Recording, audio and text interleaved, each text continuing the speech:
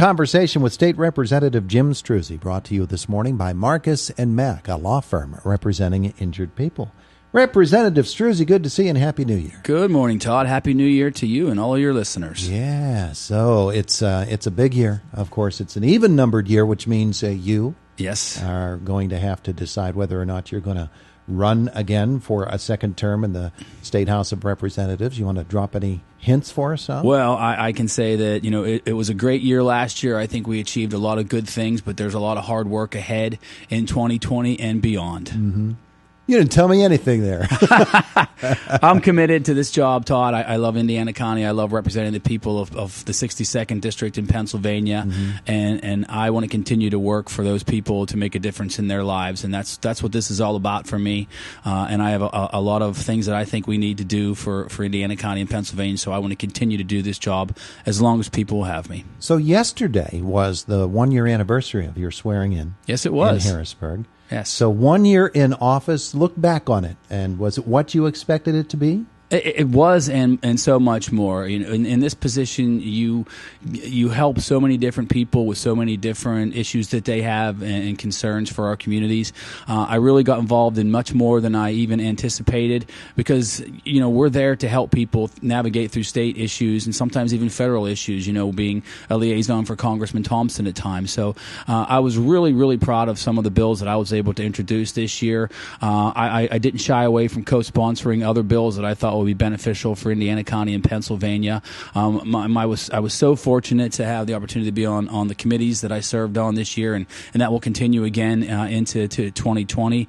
So I think we achieved a lot of great things, but as I said, there's still so much more work to be done. I put together an editorial piece, I believe it was in the Gazette over the holidays, kind of outlining some of the things that I want to focus on next year. I've had the opportunity to meet with the new district attorney, and I think we really need to address the drug addiction crisis that's happening here again in Indiana County. It hasn't gone away, and in fact, it's getting worse. Numbers went up this year. Yeah, and I think that we need to do something about that. We need to continue to grow jobs, and Urban Outfitters was a highlight for 2019. But what's next on the horizon for us here locally? What more can we do to help our local communities and our local families? Yeah. One of the things along those lines that people are very, very concerned about in this area is the condition of our power plants, let alone the recent assaults on them from Harrisburg and from the governor's office. Just the health of them as institutions, as job creators here in Indiana County. There have been some pretty troubling signs. Well, there have, and we know that they're not going to last forever, and we need to do everything we can, though, in the meantime to make sure that they're sustainable, that they continue to provide good jobs directly and indirectly here in Indiana County, and as you well know, Senator Pittman and I have introduced legislation to at least protect them for the near future, if we can, related to the governor's initiative to implement a carbon tax, but there is a shelf life for these power plants, and we need to take a serious look, 5, 10, 15 years down the road for Indiana County. We are blessed to have visionary leaders here in the county, and I think that from a strategic standpoint, we are looking at where are our next industries? Are we going to be a tech leader? What can we do more at Windy Ridge? all those things have to come into place so that we have a long-term vision for Indiana County, so that we have career-sustaining jobs for our children in 10, 15, 20 years from now. Yeah. All right. So you are a member of the Appropriations Committee. Yes, I am. A lot of folks were surprised a first-year legislator got put on appropriations. That was an accomplishment in its first, but it enabled you to be a little bit closer to the budget talks than maybe a first-year legislator would be typically. Yes. So here you go into your second budget season. What do you expect? Well, I think it's going to be a hard year budget-wise. The governor's come out with a lot of different things this year, and he conceded, I think. There's always a give and take when it comes to budget negotiations. I think a lot of those things are going to come back into play as we go through the budget this year. Of course, he'll be making his address in early February, and then we'll begin our budget hearings through February and March. I think that I hope that they'll put forth a budget that's good for all Pennsylvanians and that is a balanced budget, that we don't increase any spending, we don't add more taxes, we don't shift the burden onto Pennsylvania property owners and taxpayers. So I hope that we can get some good things in this budget, but that we control spending and that we don't increase taxes. Your predecessor, Representative Reed, very close to the state system of higher education picture. And I know that you have to pay attention to that as well. Yes. Chancellor Greenstein has been in there for over a year now, and it seems like a whole new atmosphere. They're going through the state system redesign. Yes. The budget is going to have a great bearing on the success of that redesign.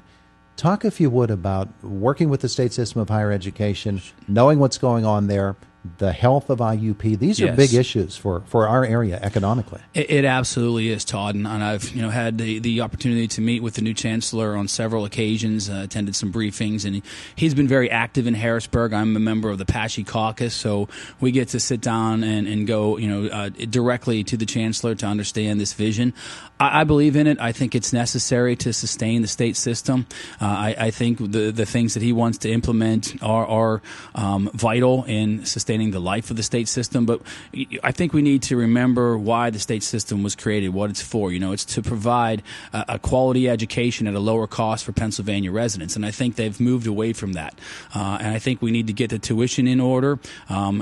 Part of the chancellor's plan is to improve their technology, to create shared services, shared curriculum amongst the universities, and of course he's going to have a budget ask for that.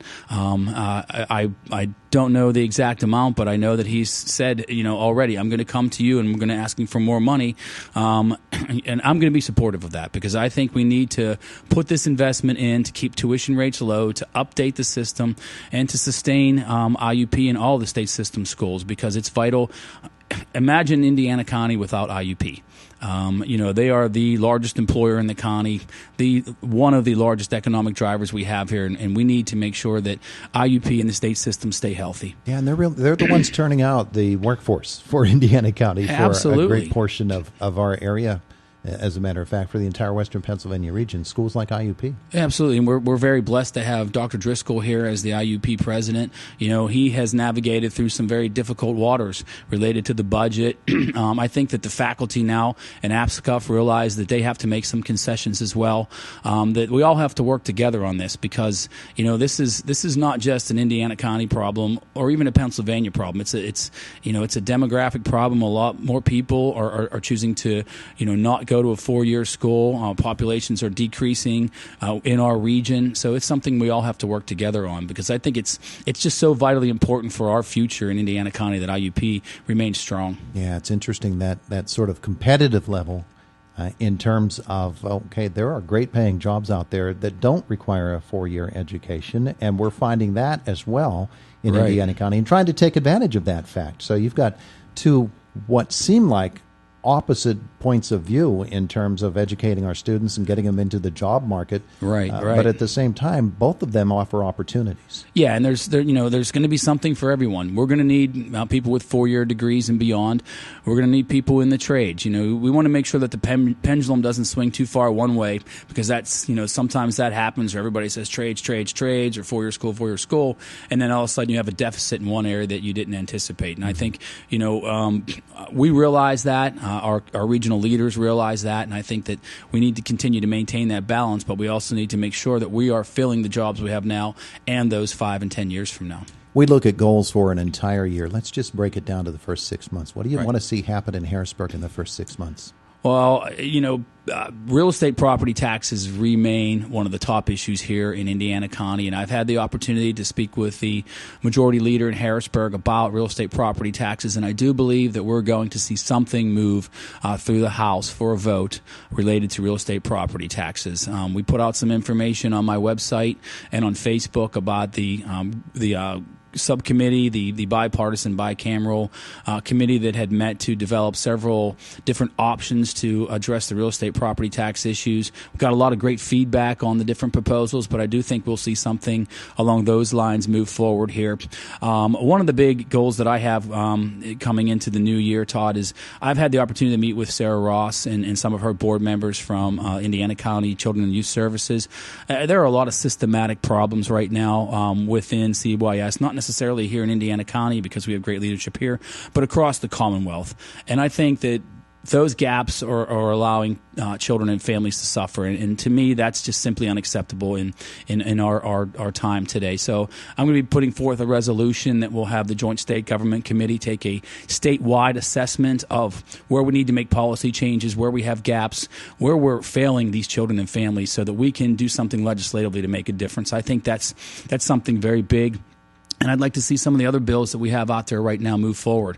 I'd like to see the governor sign into law some of the firefighter and emergency services bills that we have to assist them.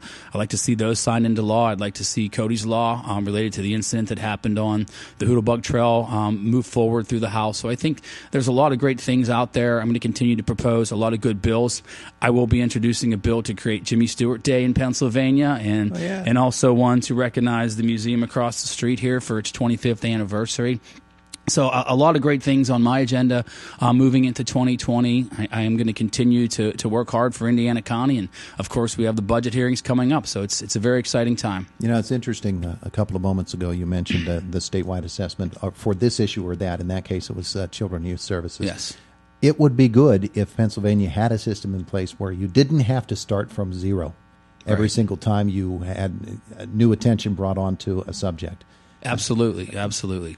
We, as a state, have let that ball drop a little bit, and we don't have baseline understandings of some of the big issues that we're working on in Harrisburg. And that's exactly what you're talking about. We shouldn't have to go back and do an assessment. We should already have those figures in place when action is needed. You're absolutely right. And unfortunately, in some cases, like those agencies that fall under the Department of Health, and Human Services, they're big, vast agencies. And to get a handle on what happens in every level is very difficult at times. And that's part of the reason we have to take these fresh looks. They haven't done a statewide assessment of CYS, not to the level that I'm proposing at all, I don't think, but in particular areas in the past 5 years, and a lot changes in 5 years. And and I've met with as I said with Sarah and her board, and I've heard some of the challenges they face, and it frightens me, and I don't want to see that happen to young children. It's just, as a father and as a human being, I mean, we can't fail children. I would guess that within some of those agencies, bureaucracy, they try to protect themselves. And that's unfortunate as well. We have to do what's right for the people that we represent and the people that pay taxes in our communities. All right, so we're heading into a new session, which will begin in Harrisburg when?